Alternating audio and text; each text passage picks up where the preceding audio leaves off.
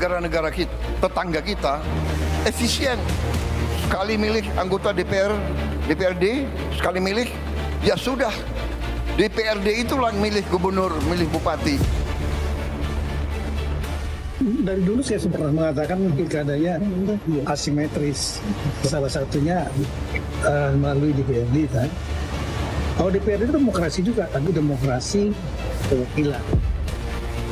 Pemilihan oleh DPRD itu tidak melibatkan langsung suara rakyat. Potensi korupsinya juga tinggi, kurang demokratis menurut saya.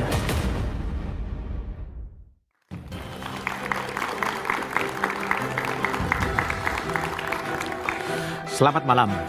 Wacana kepala daerah dipilih oleh DPRD kembali mengemuka.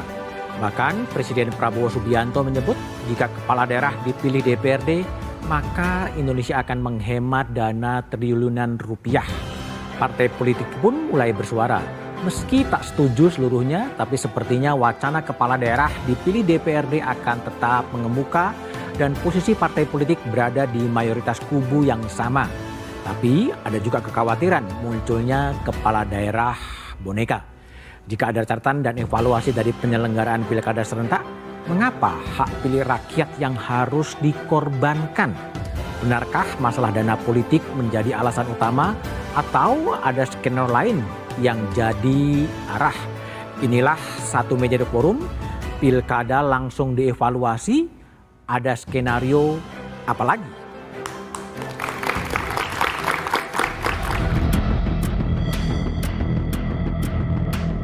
Wacana kepala daerah kembali dipilih DPRD, tidak langsung dipilih rakyat, kembali mengemuka. Kali ini wacana tersebut dilontarkan Presiden Prabowo Subianto. Alasannya bisa menghemat anggaran triliunan rupiah yang selama ini dikeluarkan untuk pilkada langsung. Menurut saya, kita harus perbaiki sistem kita.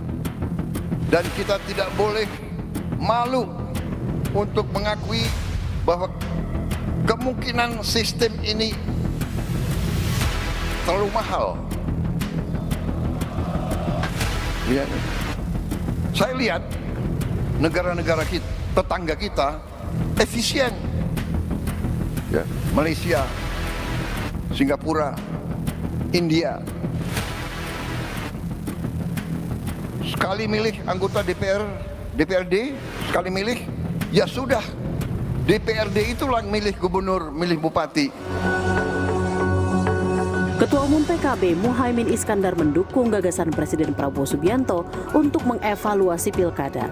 Namun, Muhaimin menegaskan perlu diskusi lebih mendalam apakah DPRD sebagai pengambil keputusan pilkada atau tidak. Ide untuk mengevaluasi pemilihan langsung di level pilkada itu saya kira saya mendukung, PKB juga mendukung. Soal mekanismenya apakah langsung DPRD, apakah semua DPRD, mari kita diskusikan. Sebaliknya, PDI Perjuangan menuding alasan pilkada berbiaya mahal tak bisa dibenarkan sepenuhnya. Ketua DPP PDI Perjuangan Deddy Sitorus mengatakan pilkada berbiaya mahal karena elit politik yang memiliki uang ingin jalan pintas memperoleh elektoral yang kuat.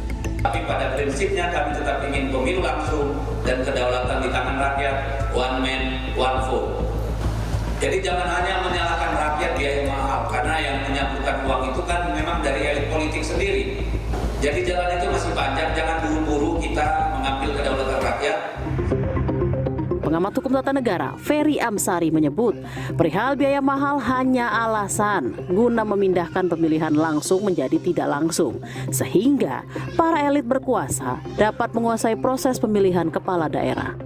Soal biaya mahal sebagai alasan, menurut saya itu juga alasan dan argumentasi yang bermasalah. Jadi, elit yang berkuasa saat ini sedang merencanakan mau menguasai banyak hal termasuk dalam proses pemilihan kepala daerah. Pilkada langsung memang tak murah. Namun, apakah mahalnya biaya pilkada cukup jadi alasan untuk mencabut kedaulatan rakyat dan menyerahkan pemilihan kepala daerah kepada segelintir elit politik?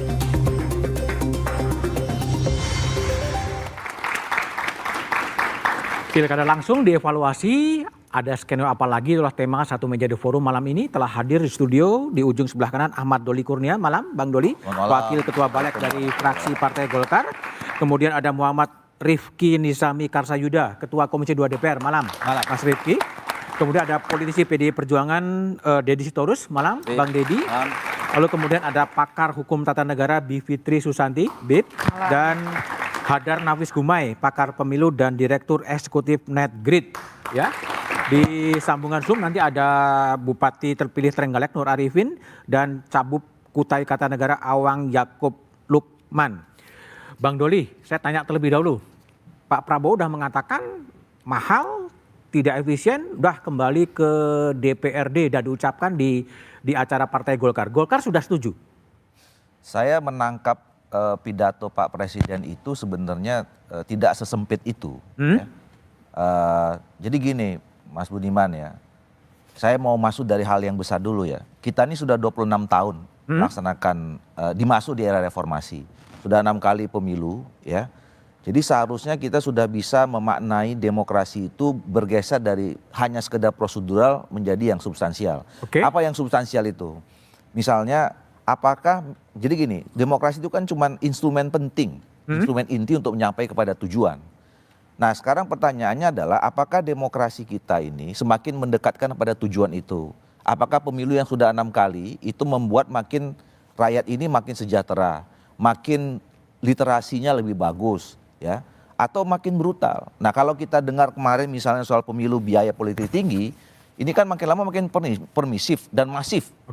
Jadi setuju dipindahkan ke DPRD? Nah belum tentu. Nah jadi maksudnya pidato itu harus dimaknai. Ini saya hitung ada yang ketiga kali ini disampaikan. Bahwa seorang kepala negara mengajak kita semua membangun kesadaran ada problem dalam demokrasi kita, maka kita harus melakukan evaluasi. Nah kalau kita melakukan evaluasi ya nggak bisa misalnya kita hari ini mengatakan harus kembali ke sini, harus begini. Itu harus dilakukan kajian yang mendalam. Kaji dulu. Golkar sebenarnya kami 2 kali Munas 2004, 2019, 2024 itu resmi ada rekomendasi Munas yang mengatakan bahwa kita harus melakukan kajian mendalam terhadap sistem pemilu itu. Makanya saya 5 tahun yang lalu sama Pak Ketua Komisi waktu di Komisi 2 itu sudah mulai kaji ya, posisinya kaji dulu ya. Kita sudah punya draft naskah akademik dan draft RUU Undang-Undang Pemilu maupun Pilkada. Baik. Waktu itu kena COVID. Berhenti dulu ya. Bang Rifki, kalau Nasdem, saya mau tahu posisinya di mana? Apakah langsung setuju ke DPRD sesuai dengan pidato Pak Prabowo atau gimana?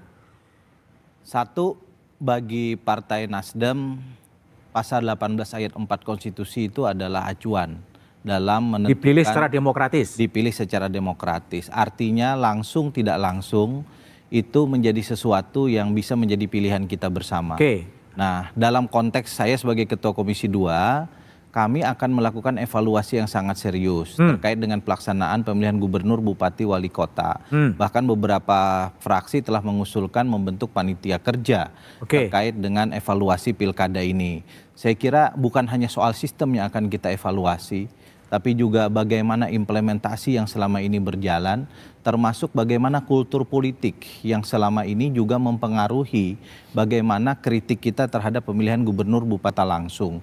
Termasuk juga mahalnya biaya yang selama ini harus dikeluarkan baik oleh negara atau daerah melalui APBN, APBD maupun oleh para kontestan calon tersebut melalui pasangan calon maupun partai politik. Nah, jadi karena posisinya itu, masih dikaji ya? Karena itu posisi resmi partai, kalau Nasdem belum menyampaikan posisi resmi partai, saya kira akan sangat baik kalau kita selesaikan dulu tahapan ini. Sekarang tahapan pilkada masih dalam proses di Mahkamah Konstitusi.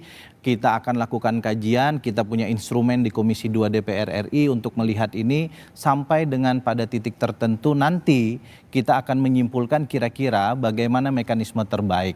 Kita pernah mencoba seluruh mekanisme ini dalam sejarah ketatanegaraan kita. Tunjuk, pilih dan seterusnya. Baik. Bung Deddy Sitorus, PDI Perjuangan apakah kaji dulu atau gimana?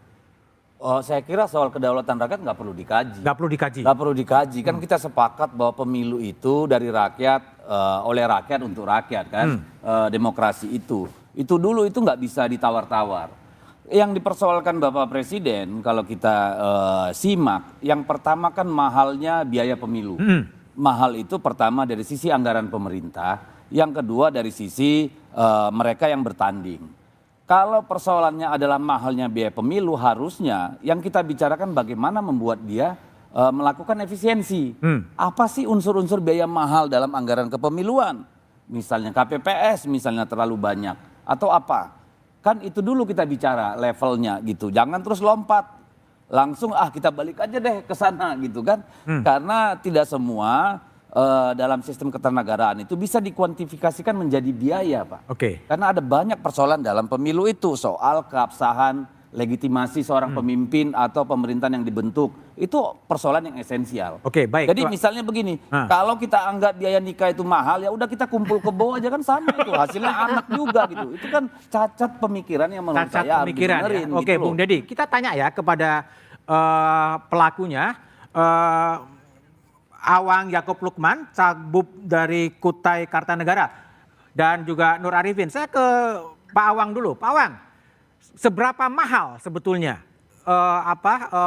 pemilihan di Kutai Kartanegara itu? Ya, kami memberikan proses penegasan bahwa untuk di Kutai Kartanegara lex spesialis jauh lebih mahal dari apa yang diperkirakan. Apalagi yang paling mahal untuk biaya apa, Pak Awang? Ya, biaya ketika kita maju pada kepentingan kita sebagai calon. Kemudian yang kedua adalah sistem yang dibangun oleh pemerintah itu sendiri juga tidak efisien tadi yang dikatakan oleh Pak dari PDI Perjuangan tadi. Bisa dikonkretkan nggak yang paling mahal biaya apa?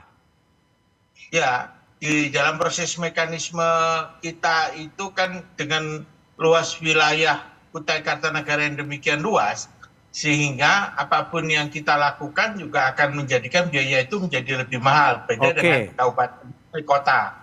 Jadi dalam posisi itu Anda setuju dengan dipilih langsung atau dipilih DPRD? Kami akan berangkat daripada proses konteks evaluasi yang terlebih dahulu, tapi pada prinsipnya permusyawaratan perwakilan seperti yang disampaikan oleh Pancasila sila yang keempat itu menjadi semacam satu proses dasar pemikiran kita, Pak. Artinya? Ya, jelas pemilihan secara langsung di DPR juga merupakan representasi yang terbaik. Jadi dikatakan oleh Pak Prabowo, saya pikir sudah cukup jelas. Kita tidak menafikan bahwa apa yang telah terjadi pada saat Orde Baru pada saat yang lalu dipilih oleh DPRD ya Pak Awang ya? Kira-kira kalau Pak Awang gitu. Saya pindah ke proses mekanisme yang benar. Ke Nur Arifin. Gus Ipin, kalau posisi Anda seberapa mahal Anda ikut pilkada di Trenggalek itu? Gini Mas Budiman, jadi saya berbicara pemilu pasti berbiaya, tapi mahal atau enggak itu kan tergantung kayak kita berekspektasi kamu mengeluarkan sesuatu dapatnya apa. Tapi bagi saya berterima kasih ada pemilu langsung yang dipilih oleh rakyat, sehingga saya merasanya malah lebih murah. Karena apa? Lebih murah? Karena nggak semua rakyat itu bisa dibeli loh. Saya 2 periode. Pertama waktu bupati yang awal dulu, strong voter saya 68%. Dan itu sudah menyematkan pertanyaan, kalau kamu dikasih uang oleh pihak lain untuk tidak memilih Muhammad Nur Arifin atau memilih calon lain, kamu masih mau milih karena uangnya atau karena orangnya? Pasti 68% milih tetap Muhammad Nur Arifin. Bahkan yang kedua 82% gitu. Jadi bisa dikatakan bahwa saya berbiaya, iya. Ya sederhananya begini, ada orang yang punya duit, rela menghabiskan miliaran, puluhan miliar untuk koleksi kemewahan, sport cars dan segala macam gitu ya. Masa sih kita ngeluarin sesuatu untuk dalam tanda kutip memperjuangkan cita-cita dan segala macam, itu kan juga nggak harus dikatakan itu sebagai sesuatu hal yang mahal gitu. Kalau bagi saya pasti berbiaya iya, tapi kalau kamu punya kompetensi lain itu jadi nggak ada pengaruhnya gitu. Jadi bagi Anda lebih senang dipilih DPRD atau dipilih langsung oleh rakyat? Kalau saya mengikuti nafsu saya yang sudah berkuasa ini gitu, saya lebih enak karena saya sudah kenal elit dan segala macam. Tapi kalau saya melihat kacamata saya sebagai rakyat, saya membayangkan bagaimana nanti media rakyat untuk bisa bonding sama pemimpinnya ya. Bagaimana dia tahu gagasan langsungnya ketika kemudian tidak mendengar langsung visi misinya, nggak mendengar langsung cerita, nggak ketemu langsung. Jadi saya lebih cenderung bahwa ya pasal 1 ayat 2 dan juga pembukaan undang-undang kita bahwa negara Republik Indonesia berkedaulatan rakyat berdasarkan ketuhanan dan seterusnya gitu. Dan pasal 1 juga menyebutkan artinya tetap dipilih langsung oleh rakyat ya Gus Ipin? Saya masih sepakat dipilih langsung oleh rakyat karena sebagai rakyat biasa kita butuh bonding dengan pemimpinnya, kita ingin kenal siapa yang akan memimpin kita dan mendengar langsung bersama. Oke, baik Gus Ipin dan Pak Awang, terima kasih telah bergabung di satu meja The Forum. Tapi ada apa di balik maju mundur sistem pilkada? Apakah langsung perwakilan? Jawabannya setelah jeda berikut ini.